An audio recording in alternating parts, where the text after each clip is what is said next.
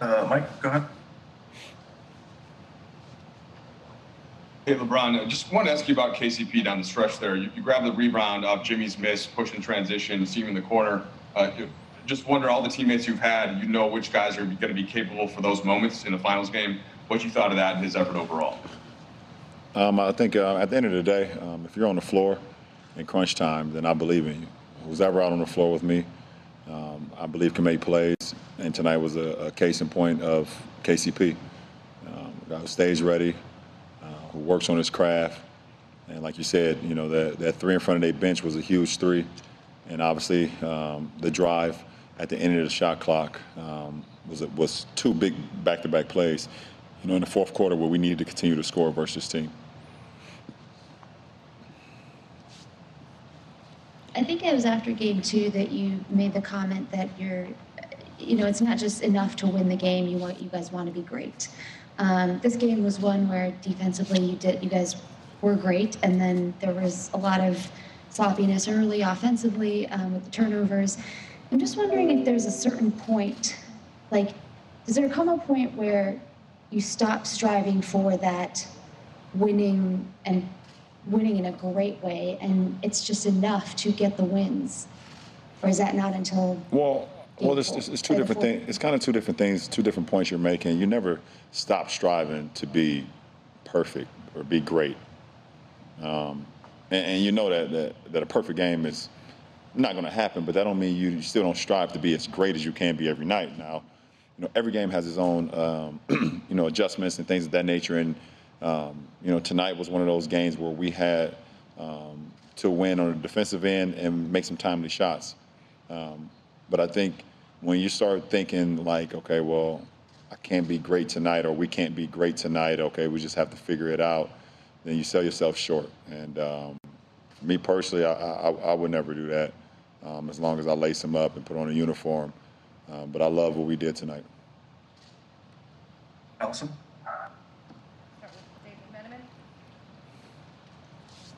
LeBron, you guys took a 5-point lead to the fourth quarter and won the game, which made you, as a team, 56-0 this season, taking a lead into the fourth. What does that say about the makeup of your team, and do you take any pride in being on a team that can possess that stat? Well, I think the fourth quarter obviously is winning time. You got 12 minutes to buckle down defensively with the lead, try to hold that lead, and then you have to execute offensively. And you know, obviously didn't know the stat, you know, coming into tonight, but for us, that's just the mindset. You know, we got 12 minutes, and if we have the lead, it's our job to outscore the opponent or hold them to less points as us, which is the same exact thing. You know, and because if we win the quarter, we win the game, and that's kind of been our mindset all year long.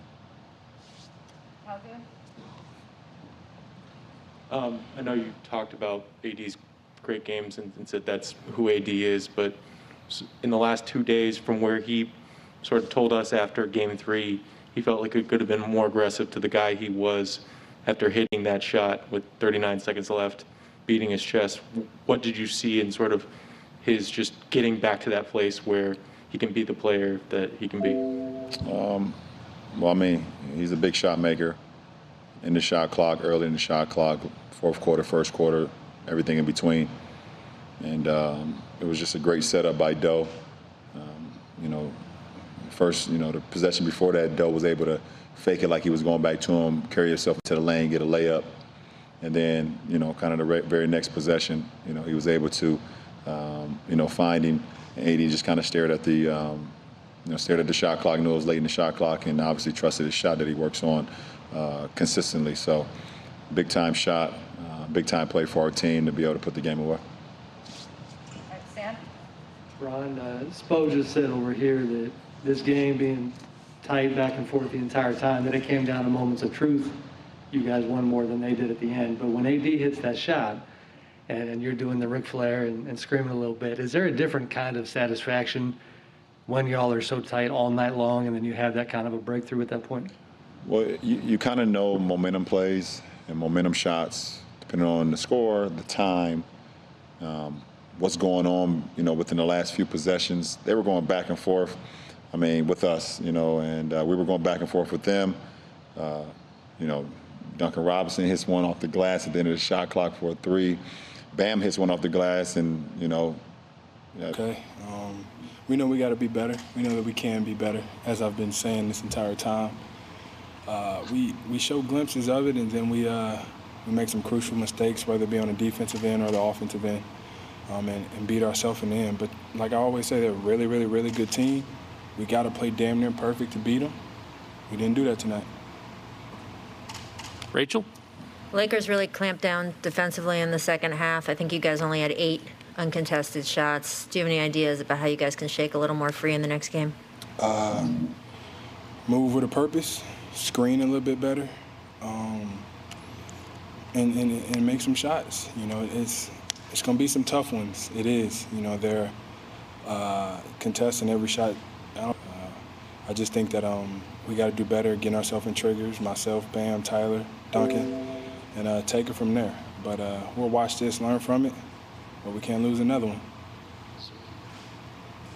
Next question is Mark Schwartz. Jimmy, you didn't see much of Anthony Davis as far as defensively in the first 3 games of the series, but you saw lots of him tonight. What challenges and impact does he present with his size and his athletic ability as a defender? He's an incredible defender. He contests a lot of shots, block shots at that. But I just think I got to be better at getting my guys involved, more dribble handoff, more screens, maybe playing a little bit without the ball, playing off the ball. That's something that I can learn from, that I got to be better, because I think that's my role, is to make sure that everybody's in the right spot and that I'm putting us in the best position to win. So we got to switch it up a little bit. Would you like to see more of him in the next game? Sure. Whoever they put on me, I got to do a better job of making sure that we win, no matter if it's AD or anybody else that they have on the roster. I got a job to do. We have a job to do, and we didn't do that. Next question, Manny Navarro.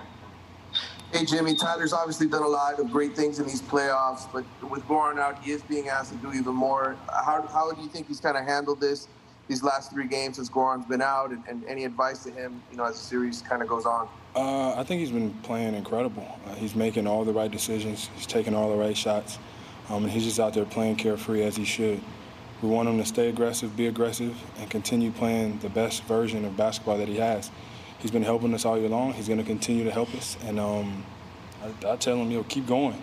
Always keep going. You make a mistake, forget about it. Get back and start over on the next play. Thanks. Next question, Nick Friedel. Jimmy, you've said all along that this team plays with a chip on its shoulder. It plays well with its back against the wall. Why doesn't the confidence of the group shift, even though the odds are stacked the way they are right now? I don't think that it should. I just think we're so comfortable with who we are and how we play that that's what we're going to go out there and do. And we're going to live with the end result. Obviously, we want it to be a win. But we just got to lock in on us, knowing that we can control a lot of these things. But our confidence ain't going nowhere. It's going to stay high. I'm going to make sure that it stays high, because it's going to have to be at an all-time high to get this next win. Malika here in the front.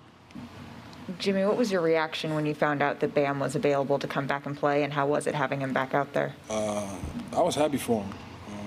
I think the entire team and organization was happy for him, too. He does so many things for us. Another guy that can handle the ball, that can score the ball, defend, rebound, all of that good stuff. And I think that as we get him back into it and he watches the film with everybody else, he's going to see how he can really, really, really put his imprint on the game. So I'm excited to have him back, and we're going to do something special with him.